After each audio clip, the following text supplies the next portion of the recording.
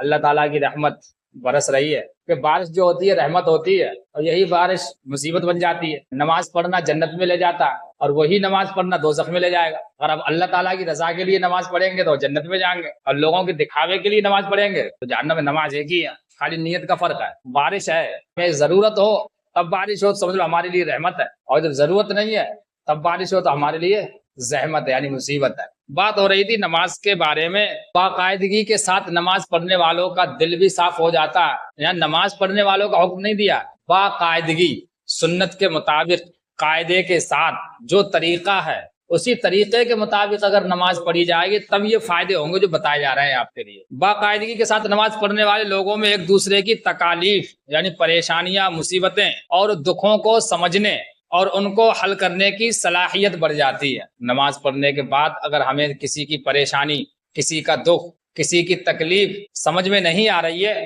کوئی رو رہا ہے تو رونے ہی دو، پریشان حال ہے تو پریشان ہونے دو۔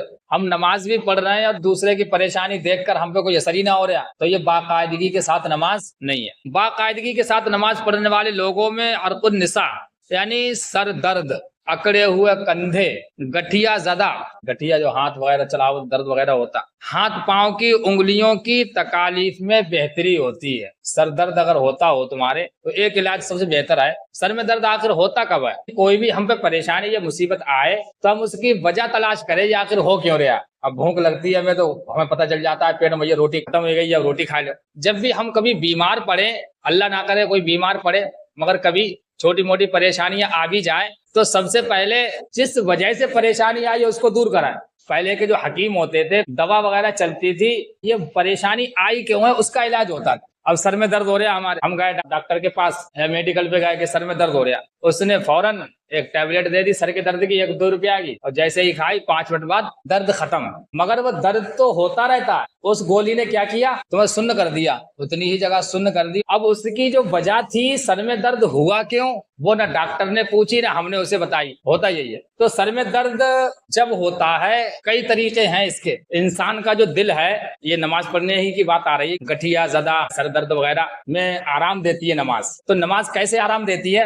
تو جو انسان کا جو دل ہے اسی دل سے ہی پورے جسم میں خون سپلائی ہوتا ہے، وہی چاروں طرف پمپنگ کرتا رہتا ہے۔ ہم ہاتھ رکھ لیں یہاں پر تو ہمارے ہاتھ کو آرام مل جائے گا، پلکیں بند کر لیں تو ہماری آنکھوں کو آرام مل جائے گا، پیر چلنا ہم روک دیں تو ہمارے پیروں کو آرام مل جائے گا۔ مگر جسم میں ایک عضو، ایک پرزہ ایسا بھی ہے ہمارا جسے آرام نہیں ملتا، وہ ہے ہمارا دل۔ دل چلتا رہے گا جب تک سانسیں چلیں گی۔ دل جو ہے خون کو لیتا ہے اور دوسری طرف بھیجتا ہے فلٹر کر کر کے۔ اور ایسے ہی معدہ ہمارا لیور ہے، اس کو بھی آرام کی ضرورت ہوتی ہے۔ ہر وقت ہم پیٹ بھرے رہیں گے، ہر وقت کھاتے رہیں گے تو لیور ہمارا ہر وقت کام میں مصروف رہے گا۔ تو بتایا کہ سال میں 1 مہینے، ڈاکٹر لوگ بتاتے ہیں، سائنسداں بتاتے ہیں، سال میں 1 مہینے آدمی کو بھوکا رہنا چاہیے تاکہ ہمارا جو لیور ہے، جو پیٹ کا سسٹم ہے، وہ تھوڑا آرام کر لے۔ ہمیں جیسے ہی بھوک لگی تو ہمارا جو لیور ہے بھی کام نہیں کر رہا ہے، مگر جیسے ہی اس کے اندر چنے کے برابر بھی، مونگ کی دال کے برابر، مسوری کے دال کے برابر، مسوری کے چنے کے برابر بھی اگر کوئی چیز ہمارے پیٹ میں جاتی ہے، لیور وغیرہ سب کام سٹارٹ کر دیتا۔ تو کہا کہ آدمی کم سے کم 12-13 گھنٹے بھوکا رہے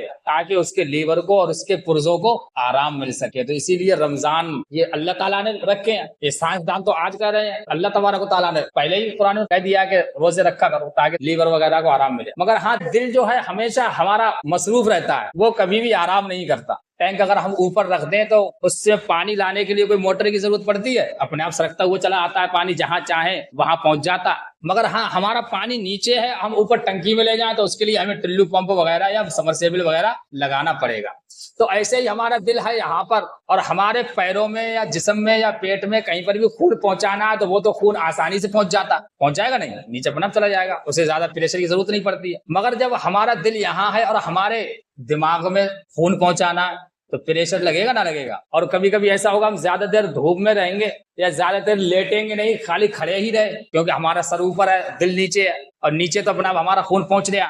ہم بیٹھے ہی نہیں، لیٹے نہیں، آرام نہیں کیا ہم نے، نہ ہم نے نماز پڑھی، خالی کھڑے ہی کھڑے رہے، تو ہمارا جو دل ہے اس کے لیے ہمارے دماغ میں خون پہنچانا مشکل ہوگا۔ پہنچے گا مگر اتنا نہیں پہنچے گا جتنی ہمارے دماغ کو، ہمارے آنکھوں کو، ہمارے کانوں کو، ہماری ناک کو ضرورت ہے جتنی خون کی۔ سمجھ میں آ رہی ہے نا؟ تو جیسے ہی ہمارے دماغ کو، ہمارے سر کو، ہمارے ناک کان وغیرہ کو جتنے خون کی ضرورت ہے اور وہ خون نہ پہنچے تب ہمارے سر میں درد ہوتا ہے. زیادہ دھوپ میں رہنے تب سر میں درد ہوگا. زیادہ دیر کھڑے رہیں, دن بھر ہم کھڑے رہیں, تب ہمارے سر میں درد ہوگا. جب ہمارے سر میں خون نہیں پہنچے گا, جیسے ہی انسان کوئی سجدے میں جاتا ہے ویسے ہم بیٹھے ہیں کھڑے ہیں, تب ہمارا دل نیچے ہے سر اوپر ہے. چاہے بیٹھے ہوں چاہے کھڑے ہوں, دل ہمارا نیچے ہے سر اوپر ہے. اب جیسے ہی ہم سجدے میں جاتے ہیں دل اوپر آ جاتا ہے اور سر ہمارا نیچے آ جاتا ہے. تبھی تو رسول اللہ صلی اللہ تعالی علیہ وسلم نے فرمایا کہ جو تہجد کی نماز میں, رات کی نماز میں زیادہ لمبا سجدہ کرے گا. لمبا سجدے کا مطلب یعنی دیر تک سجدہ کرنا. تو میں لمبو کا کرو گے وہاں پر کھڑے ہوگا تو یہاں پر سجدہ کرو گے, یعنی کہا جو دیر تک سجدہ کرے گا. تو جیسے ہی ہمارا سر نیچے رہے گا دل ہمارا اوپر رہے گا تو ہمارے اچھی طریقے سے ہمارے کان میں, ہماری ناک میں, ہماری آنکھ میں خون اچھی طریقے سے پہنچے گا نا. تو پہنچے گا تو ہمارے چہرے پر بھی تر و تازگی آئے گی, آنکھوں کو بھی فائدہ ہوگا. اس میں جتنے خون کی ضرورت ہوگی اتنا ہی خون اسے میسر ہو جائے گا. اور جب ہم نماز نہیں پڑھیں گے, سجدہ ہی نہیں کریں گے, جمعہ کی جمعہ خالی آؤں گے تو وہ خالی کا لیٹ آؤ گے تو خالی تھوڑا بہت بیک پریشر زیادہ بڑھی ہے. مگر ہاں جب تمہیں سر کا درد ختم کرنا ہے, اللہ نہ کرے کسی کے سر میں درد ہو, مگر سر میں درد جب آپ کے ہو کبھی تو آپ یہ کرنا, اگر نماز پڑھتے ہیں تو وضو وغیرہ بنا کے سجدہ کم سے کم کر لے 21 دفعے یا 11 دفعے سبحان ربی الاعلیٰ کہہ کے دیکھیے. ایک سجدہ میں تمہارا آدھا درد ختم ہو جائے گا. پریکٹیکل کر کے دیکھ لیو, یا تو ہم جھوٹ کہہ رہے ہیں یا تو سچ کہہ رہے ہیں, پتہ کو چلے گی جب ہم آزما کے دیکھیں گے. تو جیسے ہی ہم سجدہ کرتے ہیں تو ہمارے جسم میں, ناک میں, کان میں خون پہنچ جاتا ہے. اس لیے جب بھی ہمارے سر میں درد ہو تو بجائے ٹیبلٹ کھانے کے, منع نہیں کرنا, حرام نہیں ہے, کھا سکتے وہ بھی کھاؤ, مگر یہ دیکھیں کہ ہمارے سر میں درد کیوں ہوا. زیادہ جگنے سے تب بھی سر میں درد ہوگا, زیادہ کھڑا رہنے سے, زیادہ دھوپ میں رہنے سے, زیادہ گرمی رہنے تب بھی سر میں درد ہوگا جب ہمارے جسم کو جتنے خون کی ضرورت ہے اتنا پہنچا نہیں. اب کیا کریں ہم, وضو بنا کے سجدہ کی حالت, نماز نہ پڑھے تو کم سے کم سجدہ کی طرح گھر ہی میں سجدہ کر لے. کم سے کم ایک منٹ, آدھا منٹ, 4-5 دفعے کر کے دیکھیں, تمہارا سر کا درد انشاءاللہ تبارک و تعالیٰ 4-5 منٹ میں غائب ہو جائے گا. اگر پھر بھی غائب نہ ہو تو دوا بھی کھا سکتے. تو یہ بتایا کہ جو باقاعدگی کے ساتھ نماز پڑھتا اس کا سر میں درد اور یہ گٹھیا وغیرہ, ہاتھ پاؤں کی انگلیوں میں جو تکلیف وغیرہ ہوتی ہے وہ دور ہو جاتی. باقاعدگی کے ساتھ نماز پڑھنے والے لوگوں کی گردن کے عضلات, ایک سائنسدان تھا, یہ نماز کے فائدے بتایا جائے. نماز پڑھنے سے آخر جو جنت ملے گی وہ تو ملے ہی گی, دنیا میں ہمیں کیا فائدہ ہوتے ہیں. ایک سائنسدان نے جب سنا, جب اسلام کو پڑھا تو اس نے سوچا, اس نے دیکھا کہ ہاں نماز پڑھنا چاہیے اسلام میں. مسلمان جو ہو جاتا ہے نماز پڑھتا ہے, ہاتھ پیر دھوتا ہے, کان میں کلی چلاتا ہے, سمجھ میں آ گیا ہاتھ دھو گے تو کٹانو ختم ہو جائیں گے, کلی کرو گے تو منہ کے کٹانو, ناک میں پانی چلاؤ گے تو ناک کے کٹانو, چہرہ دھو گے تو چہرہ تمہارا صاف ہو جائے گا, ہاتھ دھو گے تو ہاتھ کے کٹانو پاؤں. مگر اس کے یہ سمجھ میں نہ آیا یہ مسا کیوں کرتے ہیں. تب اس نے بہت کھوجبین کی, تب پتا چلا کہ جو انسان دن میں 4-5 بار بھیگی انگلی اپنی گردن پہ, پیچھے والی گردن پہ اگر لگا لے گا تو اس کی ریڑھ کی ہڈی کے کینسر سے حفاظت رہی. تو یہ اللہ تعالیٰ نے, رسول اللہ صلی اللہ تعالیٰ علیہ وسلم نے ایسے ہی نہیں بتا دیا. اور مسا جو ہے فرض ہے, کلی کرنا اس میں فرض نہیں ہے, کلی کرنا سنت ہے, ناک میں پانی چلانا سنت ہے, اور جو مسا کرنا یہ فرض ہے. اس سے ہمیں کوئی فائدہ دکھائی دے رہا ہے مسا سے؟ ویسے تو ہمیں کچھ نہیں دکھائی دے رہا ہے فائدہ, مگر اللہ تعالیٰ کو پتا ہے 4-5 بار ان کی بھیگی ہوئی انگلی لگتی رہے گی تو ان کی ہڈی جو ہے مضبوط ہوتی رہے گی اور بیمار نہیں پڑے گی. تو ہر کام جو ہے ہم اپنی عقل سے نہ دیکھیں بلکہ اللہ تعالیٰ کے اوپر چھوڑ دیں. اللہ تعالیٰ نے جیسا کہہ دیا ویسا ہم کریں گے.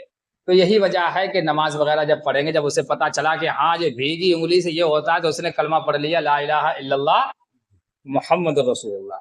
اللہ تبارک و تعالیٰ ہمیں اور آپ کو نیک عمل کی توفیق عطا فرمائے. اگر باقاعدگی کے ساتھ نماز پڑھی جائے تو اللہ تبارک و تعالیٰ ہماری بہت سی بیماریاں, پریشانیاں دور فرما دیتا.